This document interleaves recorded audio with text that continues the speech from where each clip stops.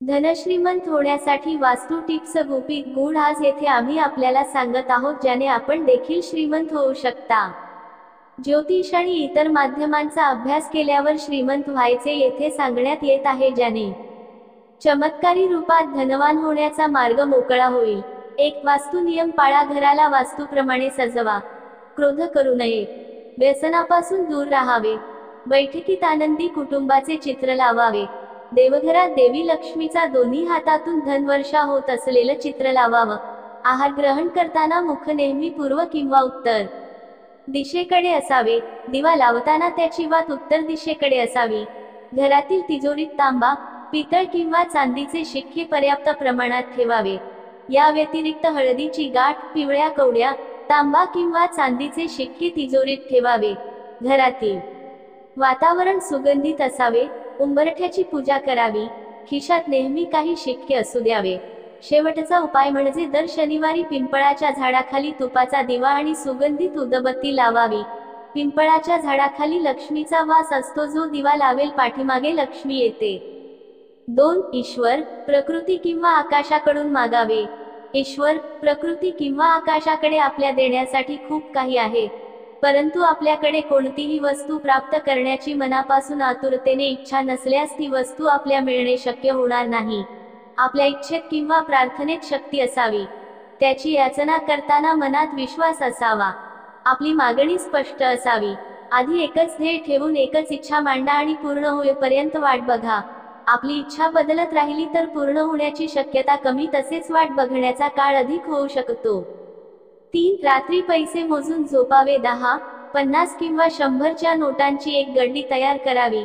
दररोज झोपण्यापूर्वी पैसे मोजून यथायोग्य जागेवर ठेवून झोपावे, असे किमान 43 दिवस करावे। नोटांची एक गड्डी तयार करावी। दररोज झोपण्यापूर्वी पैसे मोजून यथायोग्य जागेवर ठेवून झोपावे, असे किमान 43 दिवस करावे। 4. स्वयंपाकघर पूर्वेस, त्यातही शक्यतो आग्नेयेस असावे।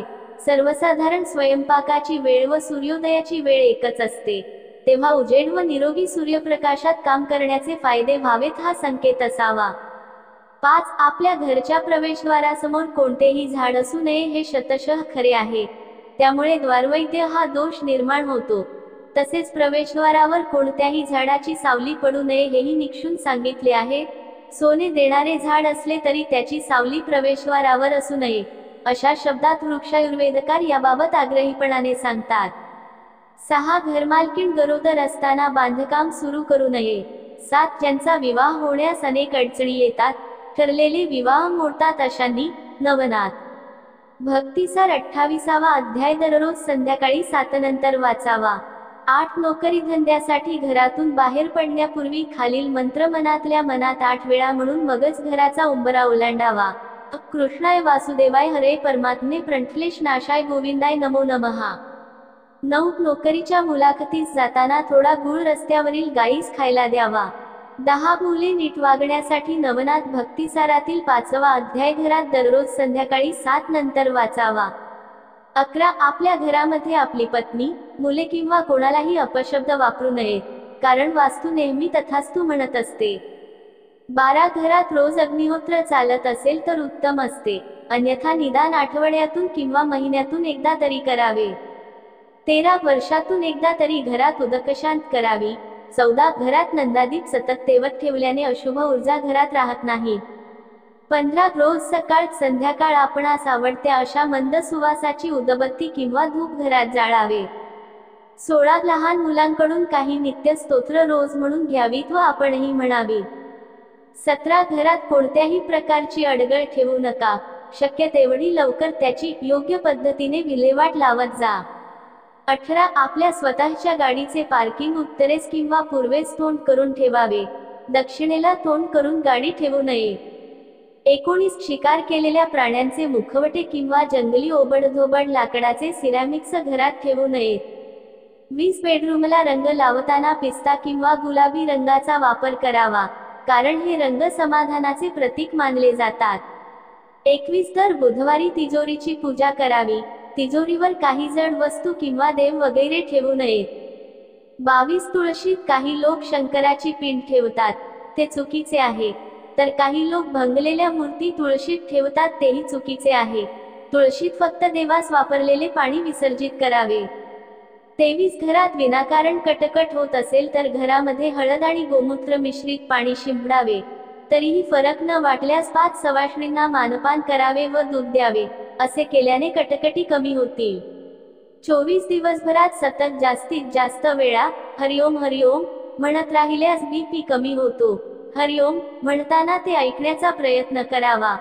हरिओम हरिओम म्हणत राहिल्यास बीपी कमी होतो. हरिओम म्हणताना ते ऐकण्याचा प्रयत्न करावा. जास्त फायदा होतो. 25 श्रीवेद व्यास सुद्धा म्हणतात, ज्याचे मन किंवा विचार मोठे त्याचे भाग्यही मोठे, असा मानसशास्त्राचा प्रत्यक्षानुक्षणी सिद्धांत आहे. 26 विश्वास ठेवा की आपण धनश्रीमंत आहात. आपल्या खरोखर श्रीमंत व्हायचे आहे तर आपल्याला धनाढ्य लोकांप्रमाणे विचार करावा लागेल. आपल्याला आपली जीवनशैली बदलावी लागेल. स्वतःला श्रीमंत समजावं लागेल. विश्वासात खूप ताकद असते. विचार बदला, भविष्य बदलेल. स्वतःला दरिद्री म्हणणारे आणि समजणारे नेहमी दरिद्रीच राहतात. 27 भगवंताला धन्यवाद म्हणायला शिका. प्रत्येकजण परमेश्वराकडे काही न काही याचना करत असतो, परंतु धन्यवाद देण्यासाठी किती लोक जातात?